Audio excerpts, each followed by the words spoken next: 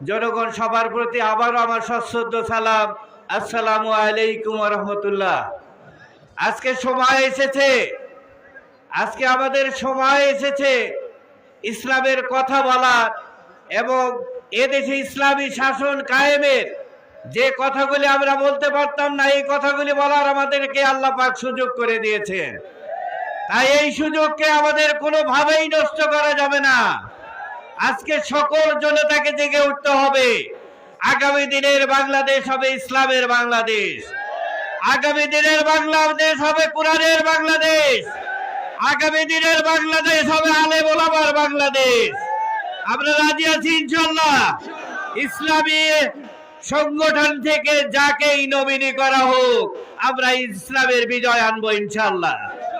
আমরা রাজি আছি তো ইনশাআল্লাহ। সবার প্রতি দোয়া রইল। আসসালামু আলাইকুম ওয়া রাহমাতুল্লাহ। আমাদের একতা আল্লাহর জন্য কালেমার পতাকা উড়বে, শান্তির সুশীতল ছায়াতলে মুসলিম একসাথে আমরণ থাকবে।